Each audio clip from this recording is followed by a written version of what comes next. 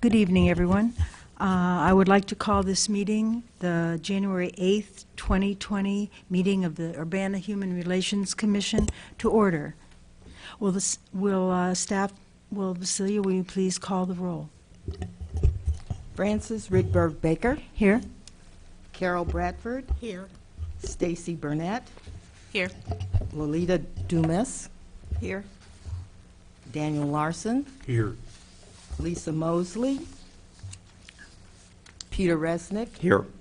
Brianna Donalds. Thank you.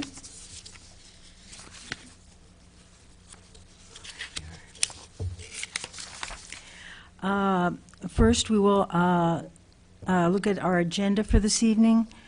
Is there a motion to approve the agenda? Move approval. Peter? Peter moves approval. Second. Dan seconds it. All in favor, say aye. Aye. Opposed? The motion carries. The agenda is approved. Now we will have the approval of the minutes. Is there a motion to approve the minutes from our last meeting, which was September 11th? A motion to approve. I second. It's been moved and seconded to approve the minutes. I have two small editorial corrections. One is under announcements. B, it says Chair Catalina Thomas has resigned. It should be Commissioner. And in C, the second sentence, the meeting will be, there's a misspelling, should be held on September 18th. Okay, sorry, what was the second? In 8C, the second sentence, the meeting will be held.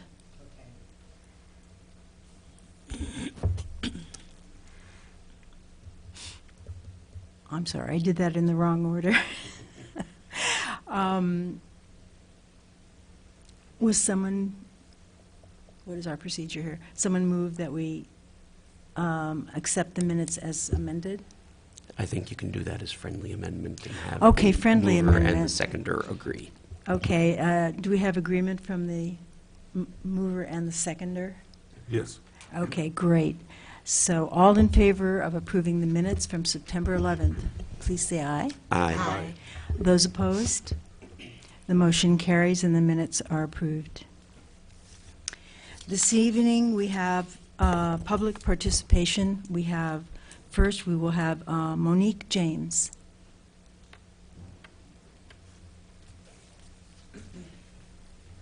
From the Housing Authority of Champaign County. No stranger to these Good evening. chambers.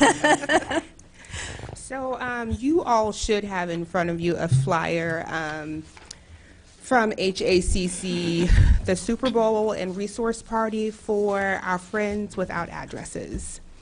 I'm coming before you. This is a event. This will be our second year holding this event. It's a Super Bowl party that we are holding for the homeless in our community. One of the things, or one of the driving forces behind creating a Super Bowl party for our homeless friends is just as we enjoy the Super Bowl, they should be able to enjoy the Super Bowl and all the things that come along with a Super Bowl party. So last year was the first year that the Housing Authority did have this. This will be our second year holding the Super Bowl and resource party. And our initiative, one is, yes, to allow our friends without addresses to come and participate with the Super Bowl party, but also give them resources and give them things that they may not necessarily have. I mean, just the things that we take for granted, something as simple as a Kleenex or clean socks to keep them warm, gloves, whatever, things that we just take for granted that we have. So with this Super Bowl and resource party that we're having, it is 100% donation based. So we don't have the funds for it. We literally go out and ask the community to partner with us to make this successful. So The donations that we would need, you actually can see on the flyer some of the things that people are able to give, but even bigger, we need financial resources so that we are able to purchase care packages and put care packages together for our friends that will be coming with us. So my reason for coming to ask you is if you all would please partner with us by donating funds to help us with this event. As I stated before, we have $0, and it's $0 every year, and I know that a lot of people continue to come, and we are always asking for money for things, but that's the way that the world works with things. Candace, did I leave anything out with what we are doing with the resource fair? Oh, before I even finish that, we also will have other organizations coming in to be a support. There'll be counselors there. Crisis Nursery will be there as well. People think that homeless people are old men that drink that's lying under a bridge. That could be the furthest thing from the truth. We have homeless families. We have mothers with children that don't have diapers, or they some of these people, they do work, which is why Crisis Nursery will be there so that they can explain to them, you do have a place to take your child for child care. We are there to partner with you and help you so that you can go to work and get back on your feet. I believe the City of Champaign will be there as well. Their HRC will be there. And again, we are inviting you all to come there as well if you'd like. Before we get into the monetary donation, I do want to just give this disclaimer. It's a Super Bowl party. So we want you all to come and hang out with them. It's not going to be tables set up where we're hovering over them, making them feel uncomfortable. We want to sit, we want to have a meal with them, have some soda, watch the football game with them as well. So it really is a party that we are throwing for our people without addresses. So did I leave anything out?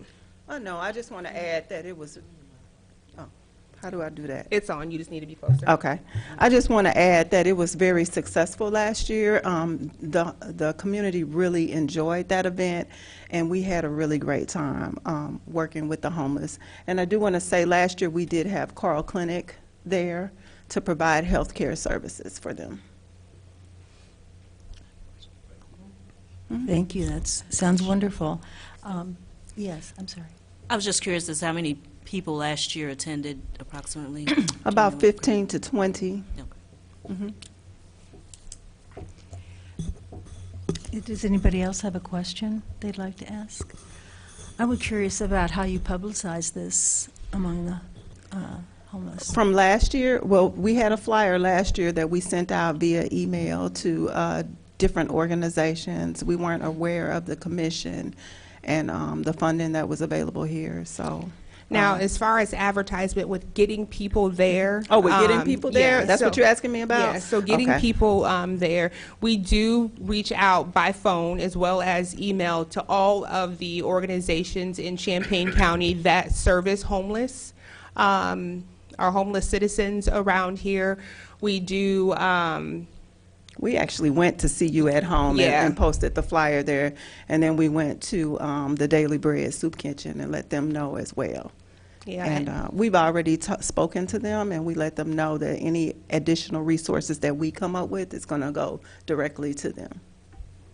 Yeah, so that is our community partner that we're actually collecting things for them as well. Austin's Place and See You at Home.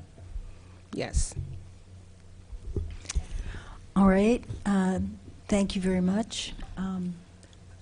Should we discuss that now or late? Now? Okay.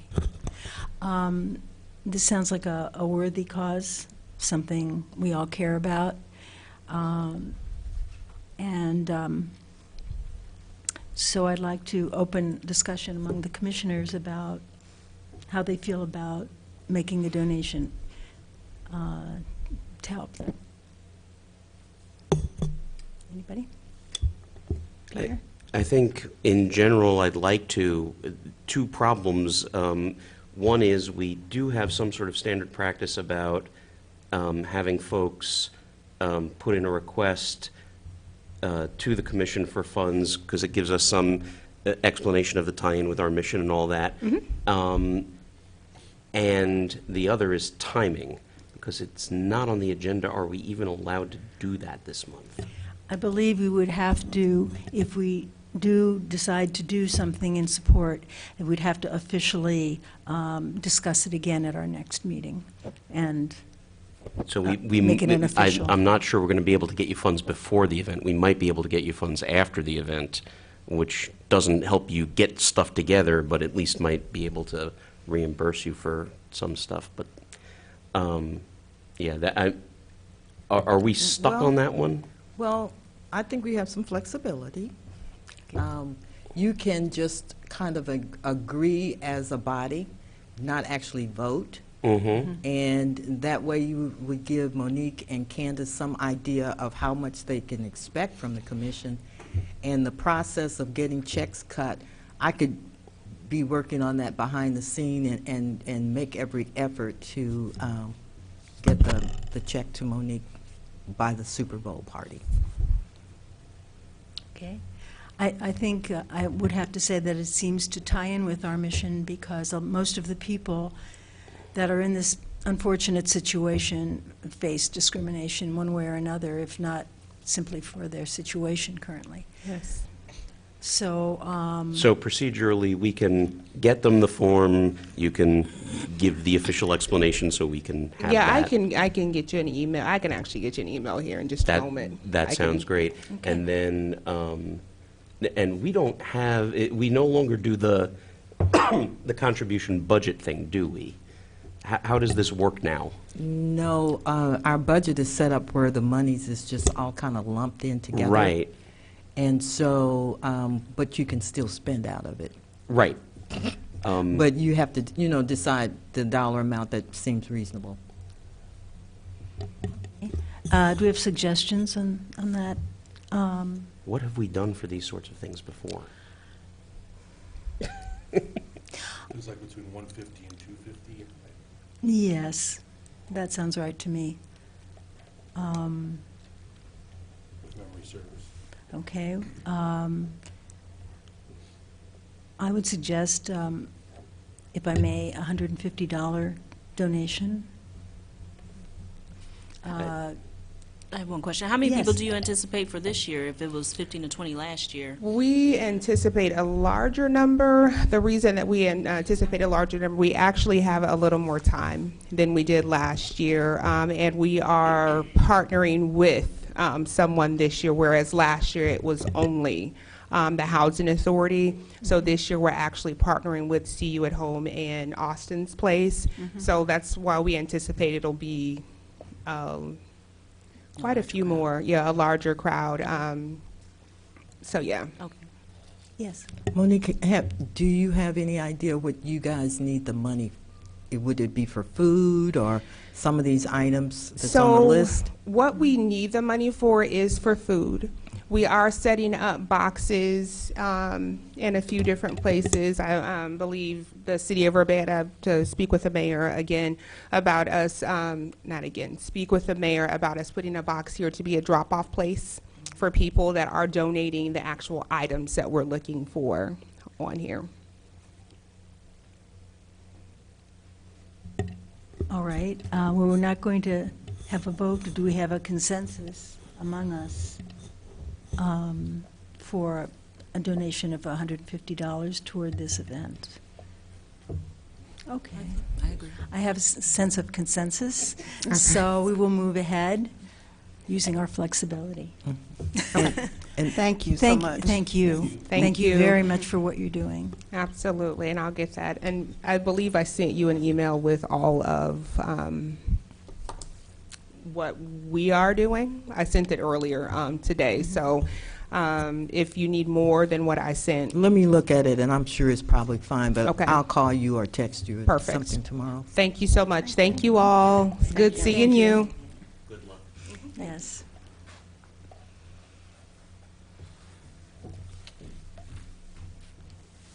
And now we have another stranger Danielle Chenoweth from the Cunningham Township. She is the Cunningham Township Supervisor and the Champaign County Housing Authority Board Member to speak to us about housing issues and concerns in Urbana, which is, of course, one of our main interests.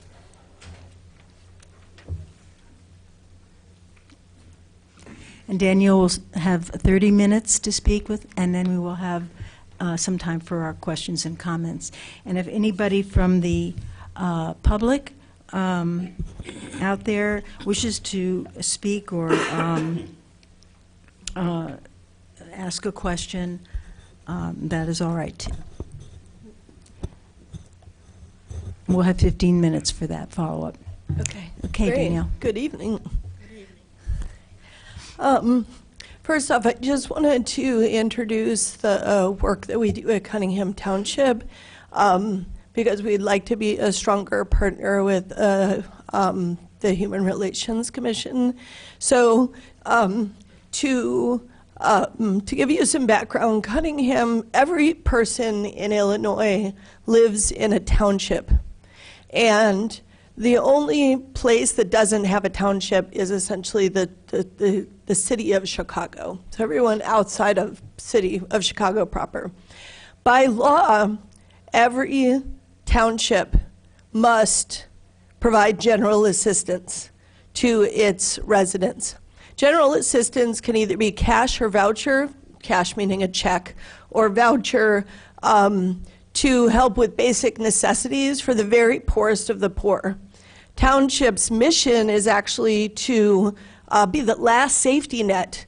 It's a hyper-local form of government that helps to fill in gaps that exist in the local community. So we're required to do general assistance. We typically, you might see these little flyers. It says, facing eviction, awaiting disability, unemployed. If you're disabled, awaiting disability, or you're temporarily unemployed, we can provide that assistance to Urbana residents who income qualify. And essentially, the folks who income qualify are making less than $5,000 a year, roughly. So we're talking about the very poorest of the poor. We have 100 folks that we help at any given time with general assistance in Urbana. We also, because we're that last safety net, we noticed that, it used to be that medical access was the biggest issue in our community outside of, or was a major issue, and half of the township funds, which is a government agency, went for medical payments. But with the Affordable Care Act and local community members creating free clinics and whatnot, we were able to really ameliorate that need. The new wave and the new crisis, it's been there all along, but I would say it's certainly exacerbating in the last 10 years, and the data nationally, statewide, and locally shows that is housing. So people having access to affordable housing is one of the #1 issues that we face as a community. In Urbana, 66%, 2/3 of all renters in the city of Urbana are rent burdened, which means they are considered housing insecure by HUD definition. That means that 2/3 of our renters pay more than 1/3 of their income in rent every single month. A number of those households are actually severely rent burdened. And it's over 1/3 in Urbana who are severely rent burdened, and they pay over half of their income in rent. So that means that they are really, one paycheck away from homelessness. Now, interestingly, I should have brought this slide, but I'll show it to you with my hands because it's very easy. So unemployment rates on the federal level and state level basically have looked like this. Now, we can talk about why that is, why unemployment rates have steadily gone down. And it does have to do with incarceration. As you incarcerate people, they're no longer counted as unemployed. There's some tricks to the trade there. But generally speaking, we've seen a decrease. And we see very low unemployment in Champaign County. So you might say, great, this is wonderful. We have low unemployment. The issue is that our graph looks like this. every year there are 2 bumps. And you might guess what those 2 bumps are. Every year we see a spike in unemployment. That is summer and winter. Winter being a terrible time, for the record, to lose your job or have your hours cut. But every winter we have our residents facing those cuts, and it's the students leave, the service industry declines, people's jobs are cut from maybe 40 hours a week or 30 hours a week to 20 or 10 hours a week, right? And especially right now, after Christmas holidays, people who work in retail really struggle because their hours have been cut. So what we do is we've championed a rental assistance program for the county as a whole. Cunningham Township started a rental assistance program, and we work with City of Champaign Township and Regional Plan Commission to provide a pot of monies. Right now it's $220,000 for the county and both cities to help people who are facing eviction, as well as to help the homeless get into housing. So that's a really important program, and we help about 12 families a month in Urbana with rental assistance or eviction prevention, and we see that spike during those 2 bumps, that summer, those summer months and those winter months when people get behind in their rent. So we also provide advocacy and community outreach, and we do a lot of local research. So I have a fleet of interns who are looking at local data around poverty and housing and are helping for us to really visualize and see ourselves in our uniqueness and what are the unique challenges that we're facing. One of the biggest things that we're facing is that we have no emergency shelter for women with children and families with children. We have something called an emergency family shelter, but it can take between 5 and 150 days to get in, and the average time is 30 days. So it's very important, but it's only 8 units for an entire county, so it's not going to fit the bill. So we have been advocating at Cunningham Township, and so we work with so many families with children in Urbana schools who are literally homeless. And that may mean that they're sleeping in cars. We see that especially in the warmer months. It may mean that they might be sleeping in a basement or an attic or a place that's unsafe. Or it might mean that they're staying with a family member, a partner, a friend, an ex who is unkind or abusive. There's those issues as well.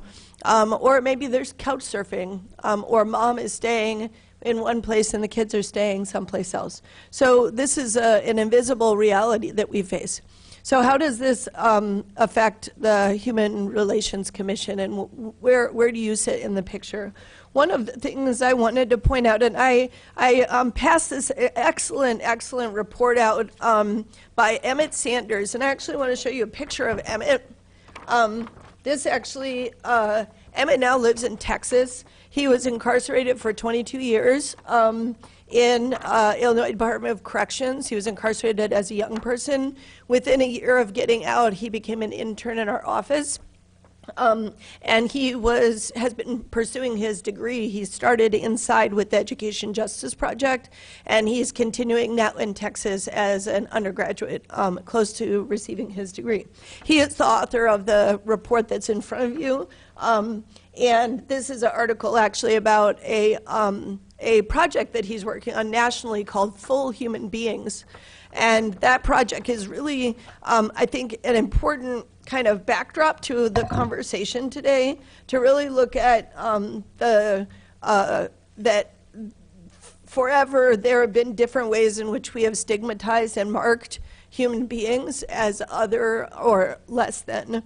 And he argues that as we have done with race, sex, gender, sexual orientation, so too must we look at people with criminal convictions and the way in which they've been locked out of the vote or locked out of full participation.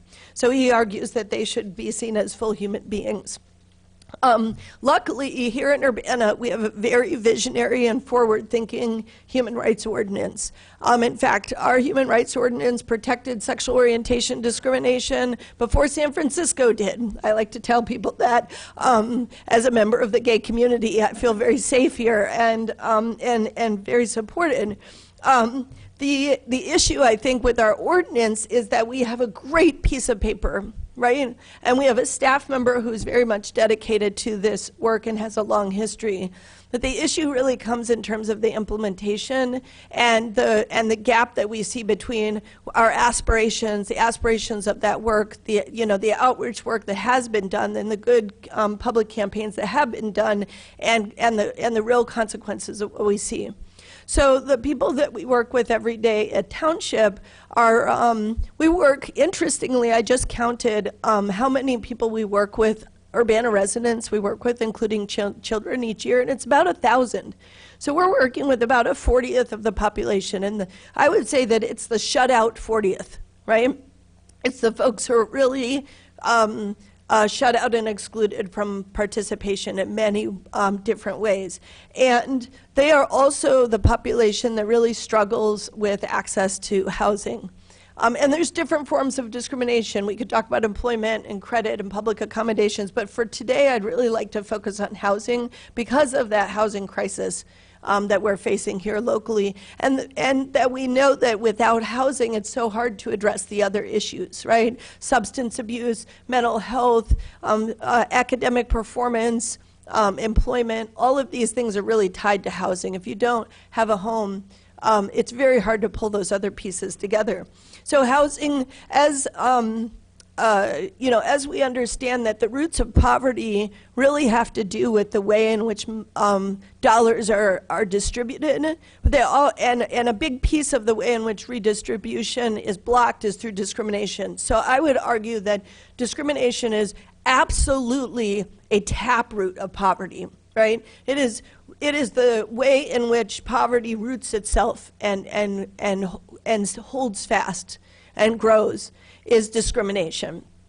And discrimination in a democratic society is the way in which we can justify the unjustifiable, right? So in a democratic society, we should not have to have Super Bowl Sunday for the homeless, right? We should have housing, the housing authority should have a home for every one of those people. Right, that's our job at the Housing Authority, and we should not have what we have now, which is, and I'll add another statistic, that 8 years ago in Champaign-Urbana, we had 2,000 rentable vacancies in town. I will ask you to guess what the number is now, 8 years later, after all the building in our community. These are rentable, not summer homes, not being constructed, rentable, ready to rent. We have 3,000 rentable vacancies, right? So we have a problem of a lot of spaces and a lot of people needing housing, and that invisible hand is not working to match these two things together, right? And that's where our role is in stepping in. So back to the housing discrimination report. One of the things, and I just want to read a couple of sections because I think Emmett really helps to spark our imagination around what it means to discriminate. He says, imagine if you were to read on a rental application, are you black? What if you were to see the question, are you now or have you ever been involved in a same-sex relationship? How about, do you believe in God? Few people in the city of Urbana would have difficulty recognizing these questions as discriminatory. Many would identify them as offensive and inappropriate to ask when determining a person's right to rent. Fortunately, we have a human rights ordinance that makes these sorts of questions illegal. What we're looking at essentially is we have a great ordinance, and it's your role as statutorily laid out in section 1264A of the Human Rights Ordinance. It is illegal, it is unlawful in this community, and I will quote, to make, print, or publish, or cause to be made, printed, or published, any notice, statement, or advertising that essentially discriminates based on the protected classifications. The issue, though, and I will just point you to the punchline, is if you go to page 5, I'm going to read from, and this is the case, it is hard to find a landlord that doesn't ask a discriminatory question on their website or on their application. So I've just read the ordinance where it is illegal to print, publish, or advertise, right, a statement or advocate or advertisement indicating or attempt to indicate a preference or limitation. That is in your ordinance. I should say our ordinance, because I'm in Urbana too. And yet, if you look, it says Banker Apartments was renting at the time of this on Stoughton Avenue. And they ask an applicant could not have been convicted of a forcible felony or felony drug conviction for sale of illegal drugs unless the person has lived outside of prison for 5 consecutive years, right? So I'm reading the law, and then I'm reading directly from a website advertising a property in Urbana that is a violation of the law. I will go on. BMI Management is renting on California Avenue. Do you or any members of your household have pending criminal charges or been convicted of, pleading guilty to, or contest to any criminal offense other than traffic infractions that were disposed or things that you were found not guilty? It goes on. I could talk about Campus Town Rentals. I could talk about Colony Property Management. In fact, it says you were not allowed to have a criminal background if you were Colony Property Management, and they were renting on Anderson Street in Urbana. Eastland Apartments. Only felony conviction records for the following types of offenses will be considered. I don't think our ordinance says that you can actually pick and choose, right? I read it recently, and I don't think it has that. So it says very clear what is allowed, and it says disqualification shall commence with the end of the applicant's latest incarceration, probation, or role, and cease at the end of a period equal to said period of the combined. This is Cunningham Avenue in Urbana. Element on Main Street, Fairlawn Real Estate, Green Street Real Estate, H&L Property Management, Hughes Real Estate, Joanne Allen Properties, Joel Ward Homes, Kennedy Wilson Properties, Clatt Properties, Neves Group, One North, One South, Ramshaw, Town and Country, University Group, Willow String Condo. I haven't made my point yet. These are all entities illegally advertising for apartments in Urbana that they screen or exclude people based on criminal convictions.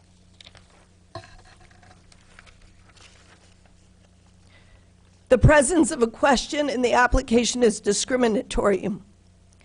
Now, one of the things that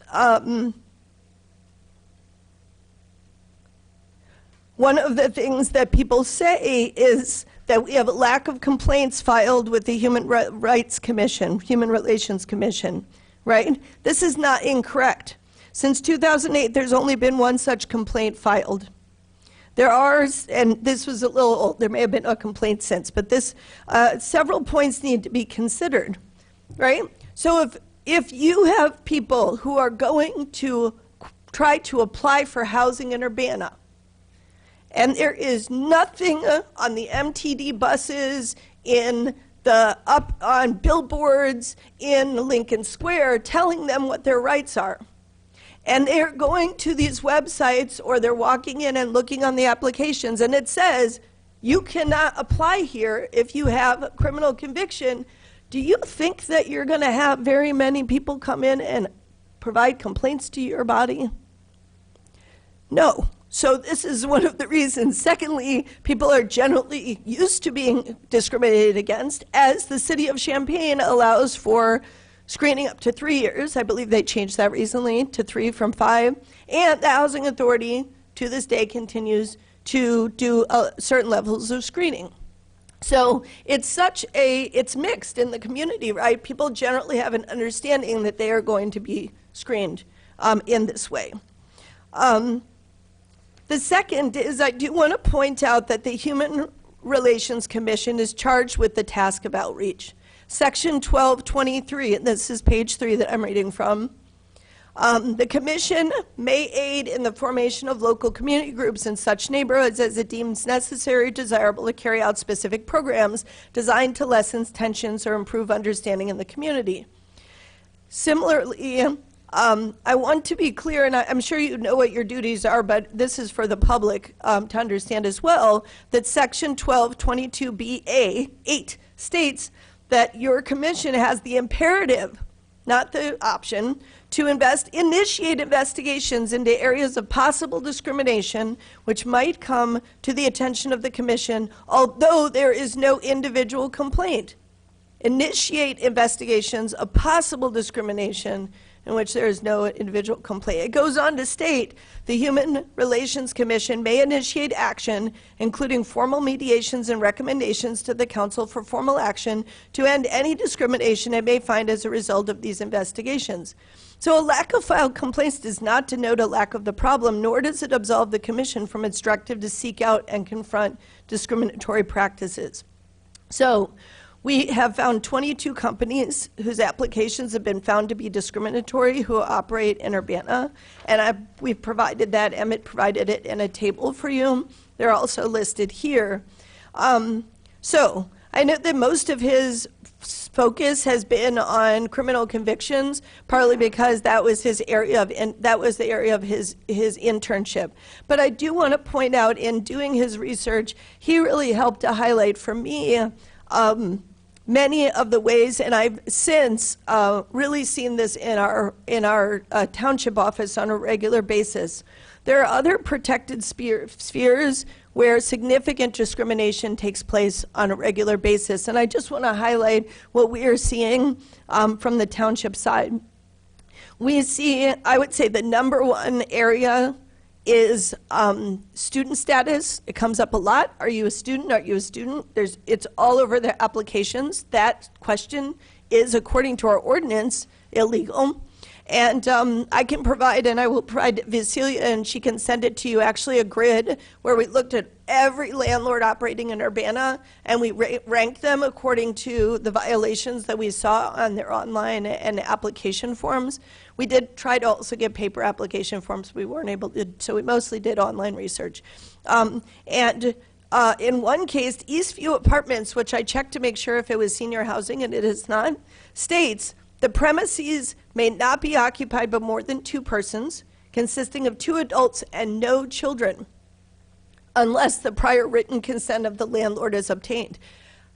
This is maybe perhaps an unfortunate laughter that I give, but what if I were to live in this and get pregnant, and my contract was not up? Would I have to get prior written consent to get pregnant or to give birth to my child if I were to live in Eastview Apartments?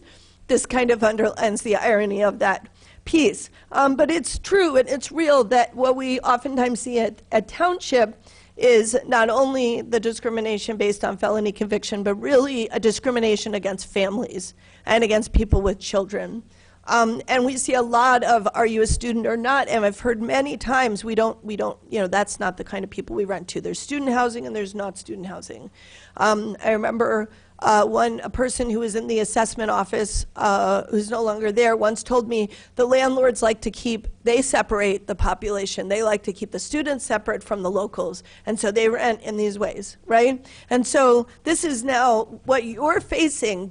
I hope, it's a new year. I hope you're feeling a lot of energy after your holiday season. There's a lot of work to be done for your commission to really dig into this issue. And what I implore you is this is not about shame or blame. It is really, I will be honest, I sat on the city council for 8 years, and I did not have a sense of the contents of this report until Emmett did this deep dive and looked at the across the board. So I really was, in some ways, ignorant until the last couple of years about the kinds of discriminatory language that is and the way in which the ordinance is being violated. So what I basically implore of this commission is that you do your duty, which is to root out the discrimination, to make sure the violations. I have a set of recommended actions, and let me actually walk through that in a systematic way. This is at the bottom of page 4. Basically, we have 4 recommendations for you. The first is actually, I think, quite easy. which is I've given you all the data so you don't have to search around. You can certainly verify the data, but I can give you the data. Notices should be sent to all violators of the Urbana Human Rights Ordinance to cease and desist all discriminatory practices. Right? That's what you do.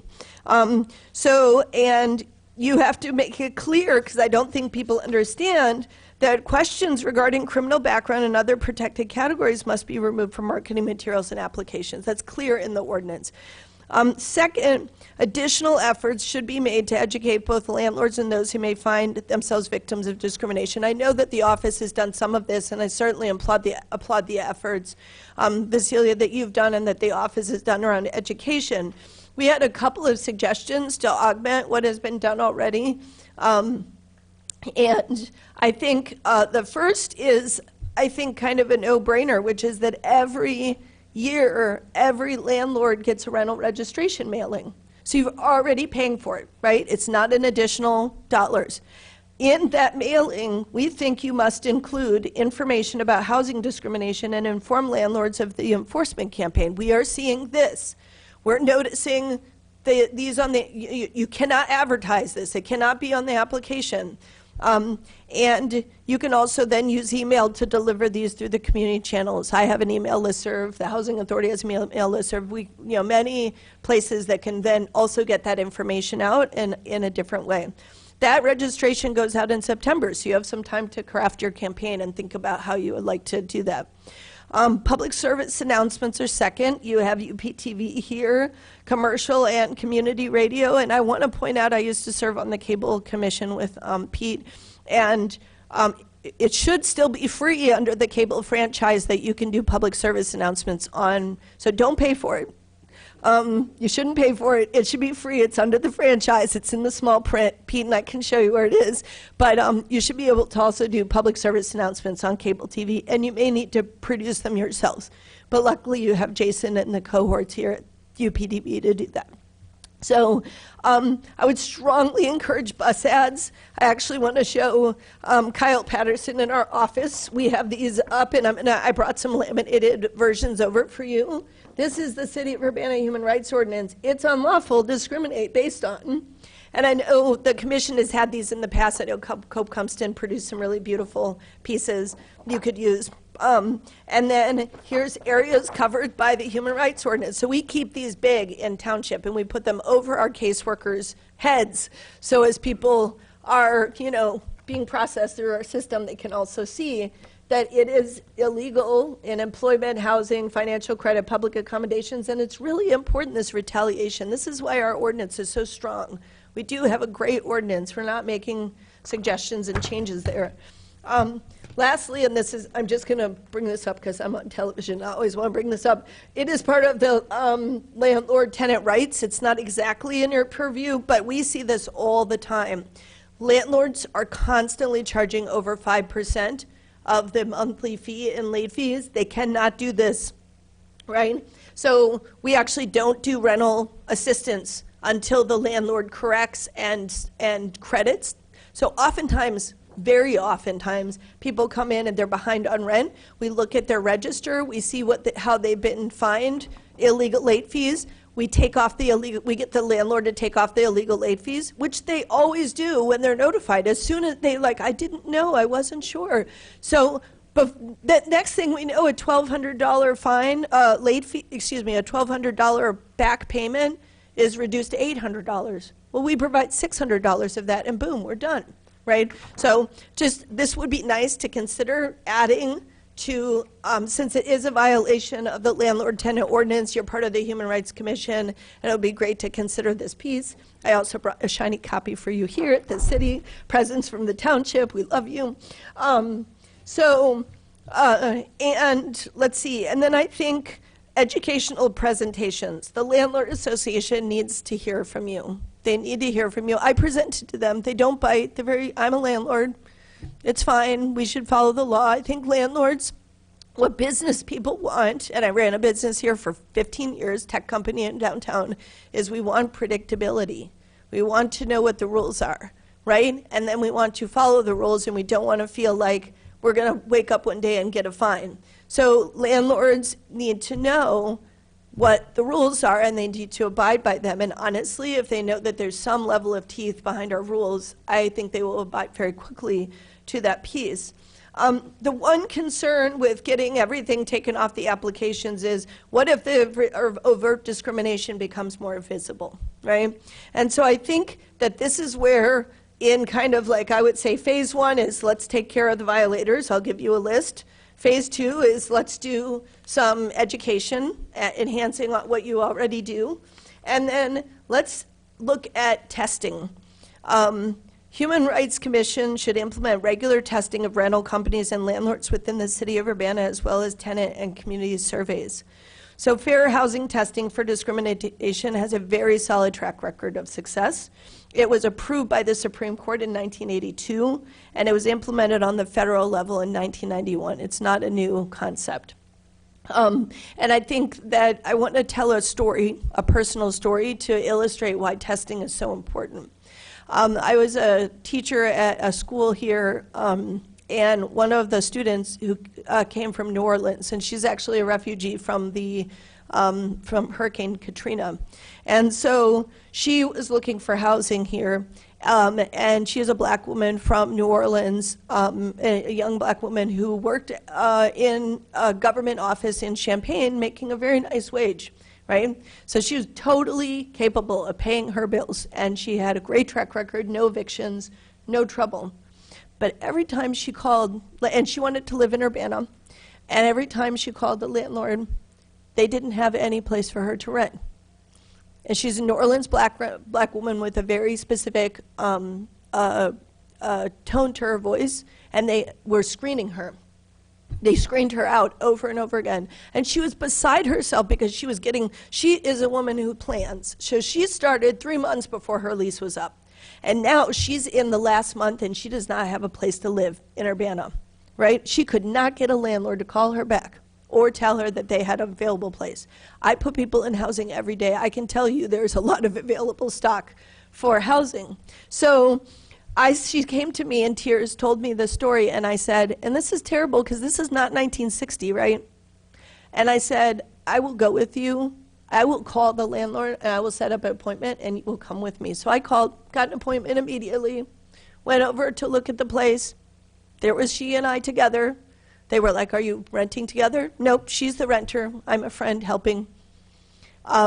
Essentially, we steered that, we steered that steer right back into the cattle pen, right? And she lived in that home, and she was very, very happy, and she's a very successful person in the community. But she could not find a place to live. She did not have an eviction record. She did not have a criminal background, right? None, 0 zip. So this is why testing is so important. We are not in the 1960s. There should not be. Eric Jacobson on the council used to do this testing work in Ohio, and he said he would be happy to work with the commission on this issue. When we spoke about I brought this issue to him. He said, I used to be a tester. I used to do this work. So I would start there and I think help build some political will at the council. But I really think I would be happy to help line up some testers to do that work. Okay, no, Thank I'm you, close Danielle. to. Yes. So the last thing is I just want to put number 4 is I think it's really important to hear from people. I gave you one story just now. I know you all probably have your own stories in your own communities. So sharing those stories are important. I think it's really important to reach out to groups like First Followers. I know Hakeem is in the audience here from First Followers. He was also an intern in our office. He's our esteemed intern. And Win Recovery, Reentry Council, the Ministerial Alliances, and other groups. And really ask to hear from them. I'm so pleased that Vasilia reached out to me and asked for me to present to you today. And I think, I'm one voice, and there's other voices that could be at the table in this talking about their experiences. So with that, I hope I didn't go over too much over time. I really appreciate that you do this work, that you're not paid to do it, and that you show up. And I would love to partner with you in addressing some of these issues. Thank you very much, Danielle. This is an issue that's very important to me, and particularly in getting the word out so that people don't so people know what's what, and they know what they're doing is wrong in Urbana, and that they know it if it happens to them, that something wrong has happened to them. Thank you. That's very high on my priority list. So I'd like to open up to anyone on the commission who'd like to ask Danielle a question. Yes. First of all, I just wanted, yes, I wanted to just say thank you.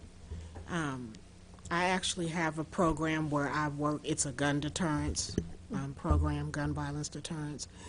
And one of the things we try to do is address all the different areas of the young men's lives that may be preventing them from being what we call good citizens. Because of discrimination, it's very difficult to do.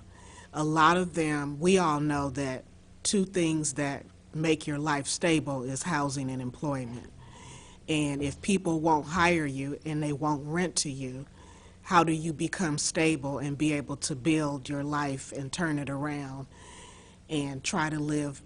Pretty much all of us that are human want to be alive and happy and avoid trouble, right?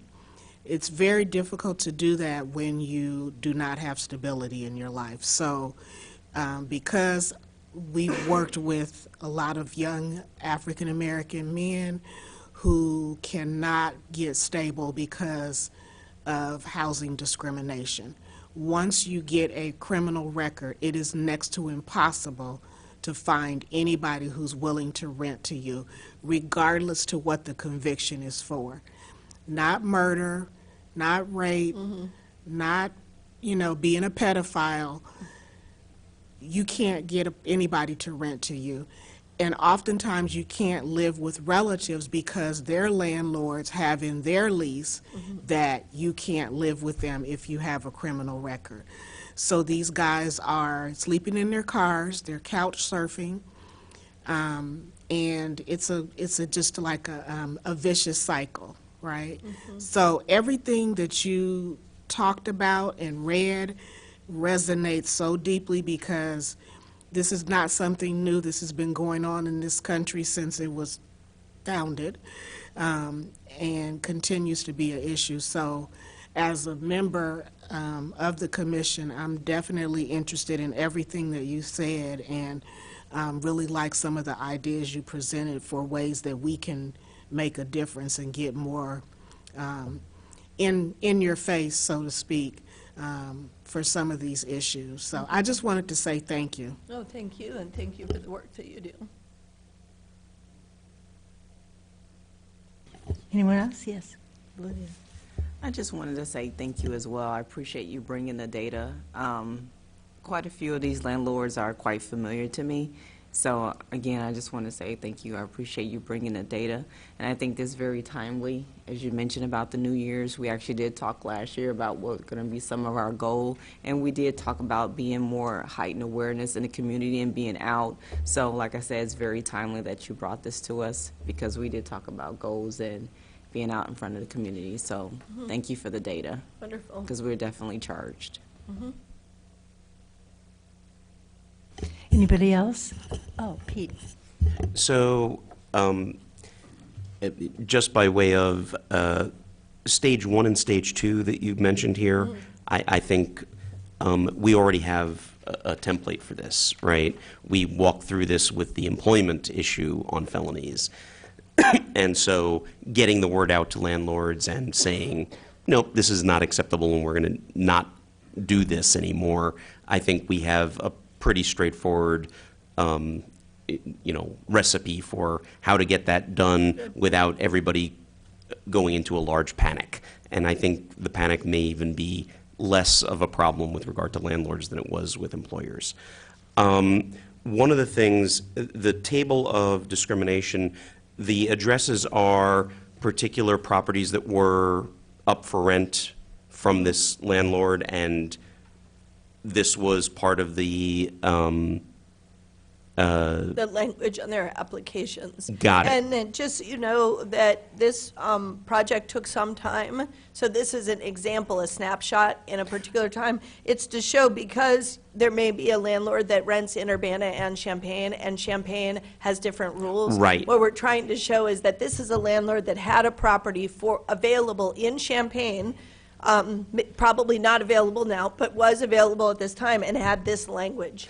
So that was an attempt to show kind of a snapshot of showing that they would fall under the Urbana Human Rights Ordinance. And what I would say in sending out, and I'll send the list to Vasilia, sending out notices of the violators is to say, you know, within the last year, we have record of, and if you need me to be a specific, I'm not sure how the process is, but if you need me to be a complainant, I'm here to complain. So you can sign me up as the complainant, or so that, and when we can move through this. I mean, the landlords, I actually have a very good relationship with the landlords because I'm constantly bailing them out and keeping them from going to court. So, so I think that, you know, they need to learn how to play by the rules, and they need to hear from the city to do that. You know, without accountability, we don't have justice. I think what I was looking for, I think you were right in where you earlier pointed out the general investigative, like initiated by the commission investigation, I think is probably the right way to go with this instead of individual complainant. If for no other reason than that process takes a little longer to get going, and for the most part, we especially don't want to have people need to bring a complaint when what they're looking for is an apartment and to get housing. This is the issue, is people, it's asking people who are vulnerable, who are trying to get into housing, which is why we volunteer as advocates. And, Right. For our participants, to stand up and say, you know, this is not allowed. Right, otherwise you're burdening the victim. That's- Correct. Yeah, which is why the whole issue of, I mean, having people bring complaints, requiring complaints, is just insufficient. Now, of course, we should allow for it, but that's why I think that the ordinance so clearly provides for the role of the commission to actually really seek out, you know, initiate investigations into areas of possible discrimination. So what I was wondering was, for these landlords, did you download stuff like their general application, or this was what Emmett did was more of a review of individual cases to make the report? When they had applications to download, we downloaded them so that we would have a snap in time, and it has a time stamp, yeah. We And did what was that. the time frame of the? This was actually, it was initiated in 2017, finished in 2018. Great. So it's fairly recent. Yeah. There was some delays in getting it to you because I know that there was a desire to speak with the City of Champaign first and the Housing Authority. Both of those conversations have happened. So City of Champaign, you may have seen earlier in 2019, and then the Housing Authority revised its policies and improved it. It's not perfect, but also had a panel, and I think we're coming back to that, and we're looking at another revision as well. So I think there was an interest in kind of moving forward there first, and then coming to Urbana to discuss. So, but I still think that the data is there and it's useful, and what I'll do is I'll just share the entire drive.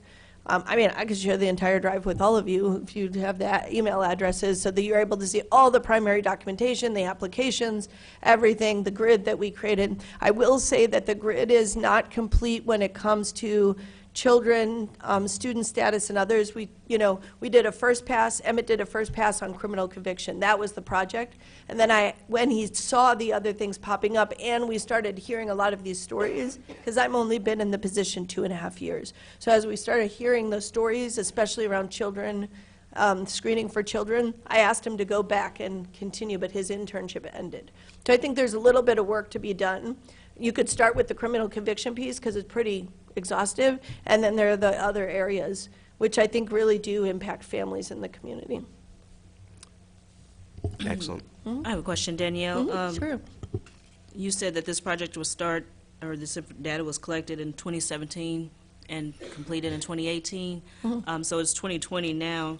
Are you saying these landlords that are listed still have the same verbiage on their websites, or the applications that you have, they haven't been notified yet? No, and there that was they no still do, or- notification done. There was the research done. These are still, I can show you the applications, and I can also, there's probably additional landlords that are out there, so there's work to be done. If the goal is to target, I guess there's different ways to do it. One is to send something out to all landlords doing, in some ways that may be easier. You have a list because they're registered with the city of Urbana that's basically saying you could even link to this report, whatever you need to do. You could say there's been a complaint of numerous violations across many landlords, over 30 landlords in Urbana within the last 18 months. Right? And then you can basically say, here's the law, and we need to make it clear that it includes advertisement and marketing, and what it does and doesn't. People need to know how they can screen, what they can screen for, what they can't. So I would do that piece, and then basically you could then look for violators after that, after you've sent out that piece. But I do have timestamps, so I don't know what the statute of limitations is on it, and if there isn't, I've got time-stamped applications within the last 18 months that show this issue. So you'll have to discuss. I wouldn't get too caught up in the process.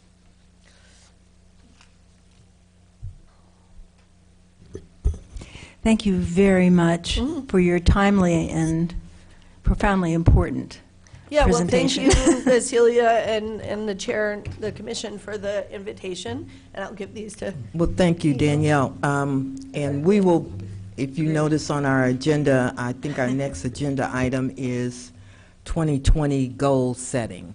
Okay. So Wonderful. this is a very timely Well, I'm glad that I presentation. came to visit you on this chilly evening, and I am going to go home and have some dinner, but I will watch on television. And I will, if you want to send the information out to each of our commissioners, you can, send it to me. Okay. Or I have all of their email addresses I can Okay. forward to I'll you. just send to you, and then Okay. you could share. And then if you want to CC me on that, then you will have my email address, and I'm really happy to answer any questions you have. And I know you all are members in the community working in various ways with impacted populations, and please feel free to reach out to me if I can assist any of the people that you're working with as township supervisor.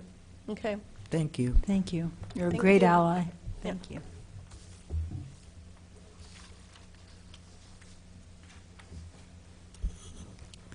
Well, that really does segue nicely into our next, our new business. And I also want to say thank you for entrusting me with with being your chair. And to get started for 2020, I'd like to invite each of you to think about what you are personally passionate about for the coming year, and possibly longer than that. Like, it's hard to do a lot in 1 year, but say 1 to 3 year time frame. What you'd like to see the commission accomplish aside from our routine business in the next year to 3. Think about that in as much detail as you like, and bring it with you to the next meeting, and we'll discuss and hopefully put this into writing to make an explicit written set of goals that we want to accomplish for the year and beyond. So that's what I'm inviting you to do. Yes, Lucia? Okay, can we, just in general terms, discuss a little bit deeper Yes. information that Danielle shared with us in Yes. terms of how do we want to perhaps proceed? Maybe we can give some ideas at our February meeting on the information she's presented and come up with a strategy on how we should reasonably move forward with this? Yes, that's a very good idea. Pete? One thing that I'd like you, Vasilia, to start out with is all the work we had for the rule making that we did for employment discrimination. I'm sure you've got that in the file someplace, and start pulling that out and sort of, okay, we're going to need a section on this for housing. We're going to, start to use that as a template. I think Danielle's comment about sending it out to all the landlords makes it a much more straightforward process. And then as we start developing, one of the things that we did as far as outreach with the employment was met up with folks at the Chamber of Commerce, started having those conversations. I think as we start talking about it next month, figuring out how to do that same sort of, outreach, having those discussions, coming up with ways to talk to them about it so that it does not send them into a panic. Oh, you mean that I have to have an axe murderer in my rental apartment? And, go through that process. It was impressive how much fear there was when it came to employment. We'll probably have to do some of the same, stroking down the feathers and making sure that everything's okay. Okay. Anybody else like to comment on that? Yes. Idea of sending it out to everyone. I kind of see this in steps and layers, and I think we got to take a really broad stroke of getting the information out there and educating, but then at the same time be working on another level with addressing those that continue to be violators. And I don't know if we have someone that can kind of do some of this research to see who still has the applications and verbiage and marketing that includes that language that it shouldn't in 2020. Because this list, like she said, there may be more violators. There may be some people on here who were that have made changes. So I think we have to do a little bit of homework too. But I think we don't have to do homework to go ahead and send something out to everybody. And then I like the idea of doing some type of meetings, gatherings throughout the year where we're educating people that that are landlords, but also a lot of these rental management companies who rent on behalf of landlords that sometimes don't live in the state. So I think broad strokes to kind of as far as education, and then more detailed as far as addressing some specific issues. I'm kind of curious about what, I have to go back to the ordinance, what means we have of enforcement, of what we can require of a property owner in terms of what they say to people, what information they might have to provide to the people who apply to rent from them, and so forth. Pete, are you aware of that? One that we did years ago for public accommodation was requiring folks to post a notice of you cannot be discriminated against. We can certainly do the same sort of things. There are a couple of other levers to pull in the ordinance as far as that goes. I very much like the idea of testing and doing the ongoing research, both for this and for employment. I think it would be great. I know that there's resources that need to be applied to that. We need to figure out how to get those resources together and maybe work with other groups in town to make that happen. But it would be delightful if we could really start doing that writ large. Can we get Danielle back to the mic? With your fluffy coat on, too. Very impressive. It is. Does HUD still have any kind of testing, training programs to your knowledge? Yes. In fact, they have, Is your mic on? is it? Is it green? Yeah, Yeah. it looks green. So I know I just gave a talk at the Hope Fair Housing Conference, which is a group specifically focused on fair housing issues in the state of Illinois, based in Chicago. but they serve the state.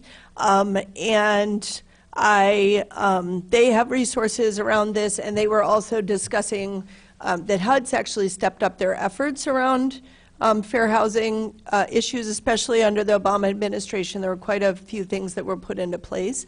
So I feel like it would be useful to learn from them, and in particular, I think having a phone call with the Hope Fair Housing folks. I should have mentioned that, actually. I'm sorry, I forgot that I had that contact, but they really made themselves very available and said that they would be happy to support things in our community. So I think the Hope Fair Housing folks would be a good place to start when thinking about testing. And then in terms of resources, I wanted to offer that we already do advertising around discrimination, anti-discrimination, and would be happy to partner with the city of Urbana since it affects so many of our township participants.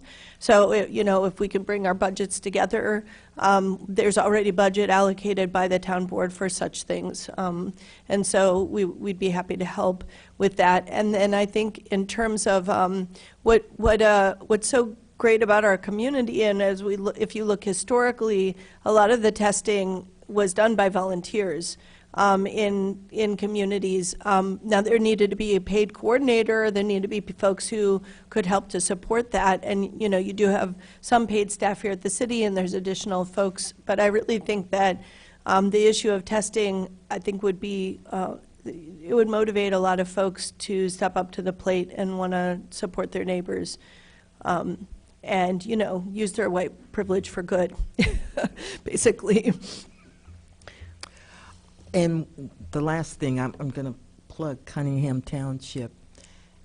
Are you still doing your warm coat drive? Oh, yes, we are. If you have any coats. The issue is that we just can't seem to keep enough coats, so we're looking for even more sources of coats. So at the library right now, you can drop off mittens, hats, and scarves. And then at Township, you can drop off all of those things plus coats. And we would love it, especially as people are kind of cleaning out their winter gear, if you could drop off coats of any size, children, adults. We need plus sizes. So if there are anybody with plus sizes, that would be super. We'd appreciate it. And if you happen to be at the Goodwill or Salt and Light and you see something great you'd like to pick up and donate, that will work too. The Urbana Free Library has little totes right as you walk in. Mm-hmm. I think that's Thank it, you. Danielle. Thank you. When is your next meeting? It's a second Wednesday. Second Wednesday at 5:30. I'd like to attend. So Certainly. I'd like to listen to the conversation if I Great. can be of service anyway. I'll send those materials to you right away so you can start looking at them. Thank And if you do need some support in updating the data, I could also look into having an intern do that. So we can be in contact about that. Okay? Thank you. Danielle, what Yes. are the hours that township office is open for dropping off the coats? Okay, it is 8:30 to 12 and 1 to 4:30, Okay. Monday through Friday. Thank you. Yep.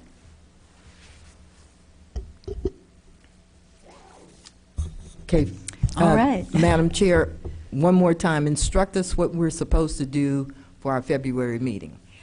We are supposed to think about what's nearest and dearest to us, or what we feel passionate about in terms of accomplishments for the commission outside of our regular business for the coming year in all the areas that are relevant to our work, and be as specific as you can with that. It doesn't have to be something you personally have to accomplish, but something that we can all get behind and make significant substantive progress toward in the coming year. So, do you want us to just bring something with us next time, or get it to Vasily ahead of time? I think it would be Oh. more productive if you would submit it and I could get it out to you. Okay. Like, submit it to me like a week prior to our meeting, and then I can forward it all to you and you have a chance to review it, so we're ready to go for our meeting. That sounds great. Being someone who responds well to harassment, 2 weeks before the meeting, it would be great to have an email from you reminding that Yeah, we have that'd be homework to great. do. Oy. Okay. Now we have the staff report. Lucia. Okay, let's just start with the one EEO certification, and I just copied the actual document that they submitted. This company has not done business with the city of Urbana in the past. The fire department put out a bid, a request for proposal, and this was the only company that responded or submitted a bid. And the purpose of this is the fire department is going to purchase a vehicle.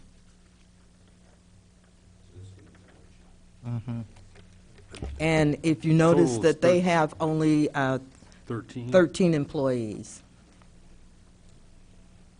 So they're under the threshold. So my recommendation is 2 years. Okay, do we have a motion? Motion. I'll Carol? second.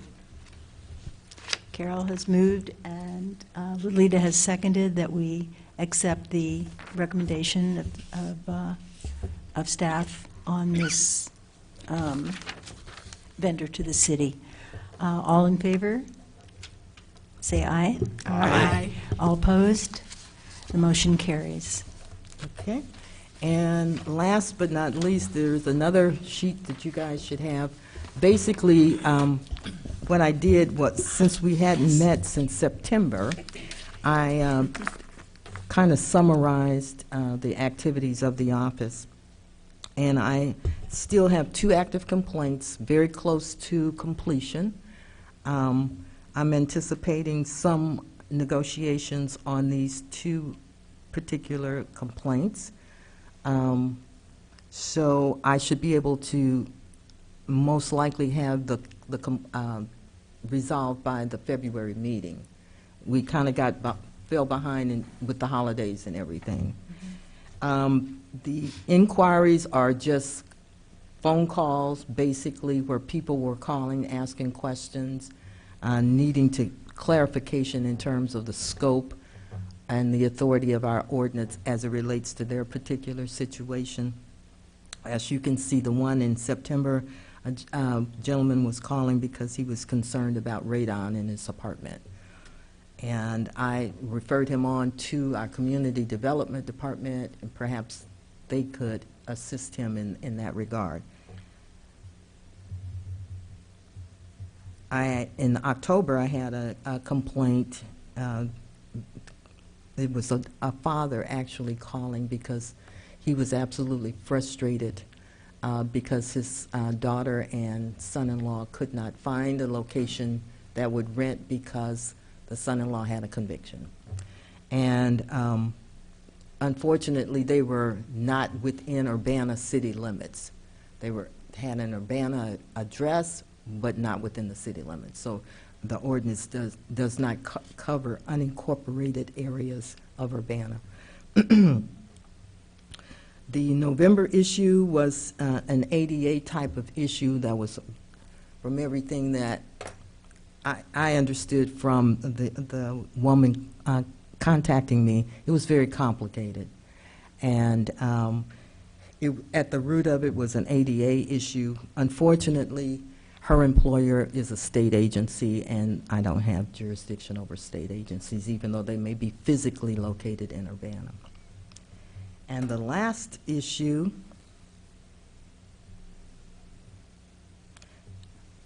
this person simply didn't follow through. It was an employment issue. And just in my initial intake conversation with him, it appeared that he may have been able to establish the prima facie with his allegation, but he didn't follow through. So, and the last part of this, and I did notice the typo, but that word is year, year to date. There has been a total of 5 formal complaints taken by the office, and 2 of which are those 2 pending. Yes. Quick question, because it relates to what Danielle was talking about. I know that when we were doing the employment discrimination on conviction, Todd mentioned that, yeah, we get those once in a while. We talk to the employer and they say, oh, I can't do that, and fix it. Do we have that same sort of experience with housing, or do we not ever get that far? Most of the housing complaints that I addressed over the last year had to do with conviction record. And so the question became, did they have a legitimate, non-discriminatory business reason for turning these folks down? Or were they basing their decision solely on the conviction record? So no, I have not been fortunate enough to establish the kind of relationship that landlords are open to my suggestions on how they can perhaps proceed without necessarily violating our ordinance. Good input into our conversation next month. Thank you. Okay. Oops, thank you. I believe we've come to announcements. First, I would like to remind everybody about the 19th Annual Martin Luther King Countywide Celebration. It's on Friday, the 17th. That's usually a very interesting and very worthwhile event. And I hope we can all be there. Does anyone else have any announcements before? Does it say who the guest speaker is? Yes. The keynote speaker is Dr. Sampson Davis from New Jersey.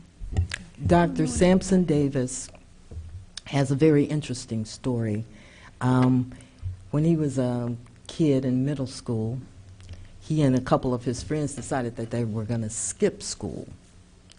And so during that adventurous day, they happened through their public library, and there was someone there, I don't know if it was recruiting or just doing a presentation, but was talking about being a doctor. And the three of them stopped and listened to this presentation and decided, well, we could do that. And all three of them now are doctors. Okay. And so this gentleman, and I'm sure the other two, have been on some TV programs like Oprah and those kinds of things. So that's who Dr. Sampson is. And there's also a book. Mm-hmm. I bought the book for my son. I'm sorry. I bought the book for my son about their story. It's very Inspiring. It's very inspiring. And the other thing that I wanted to mention, and I failed to mention, is that we have 2 vacancies on the commission at this time, plus our student vacancy. So if you know of anyone who you think might be a positive addition to this group, have them submit an application or call me, or so that we can get an application in for them. Okay. Thank you. That's great. We have one more important thing to do. Dan, we have something for you. It's a reward for all your hard work. It's a gavel.